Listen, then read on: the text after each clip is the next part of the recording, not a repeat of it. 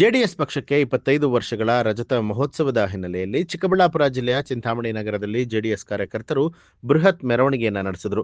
ಮಾಜಿ ಶಾಸಕ, ಮಾಜಿ ಉಪಸಭಾಪತಿ ಜೆಕೆ ಕೃಷ್ಣಾರೆಡ್ಡಿ ಅವರ ನೇತೃತ್ವದಲ್ಲಿ ಕೋಲಾರ ವೃತ್ತದ ಆಂಜನೇಯ ಸ್ವಾಮಿ ದೇವಸ್ಥಾನದಿಂದ ಬೆಂಗಳೂರು ವೃತ್ತ, ತಾಲೂಕು ಕಚೇರಿ ಸೇರಿದಂತೆ ಪ್ರಮುಖ ರಸ್ತೆಗಳಲ್ಲಿ ಪಾದಯಾತ್ರೆ ನಡೆಯಿತು. ಪಾದಯಾತ್ರೆಯಲ್ಲಿ ಸಾವಿರಾರು ಜನ ಜೆಡಿಎಸ್ ಕಾರ್ಯಕರ್ತರು ಭಾಗಿಯಾಗಿದ್ದು, ಜೆಡಿಎಸ್ ಹಾಗೂ ಮಾಜಿ ಶಾಸಕ ಜೆಕೆ ಕೃಷ್ಣಾರೆಡ್ಡಿ ಪರ ಕಾರ್ಯಕರ್ತರು ಜೈಕಾರವನ್ನ ಕೂಗಿದ್ರು. ಸಚಿವರಾದ ಡಾಕ್ಟರ್ ಎಂಸಿ ಸುಧಾಕರ್ ಕ್ಷೇತ್ರದಲ್ಲಿ ಜೆಡಿಎಸ್ ಶಕ್ತಿ ಪ್ರದರ್ಶನ ನಡೆಸಿತು.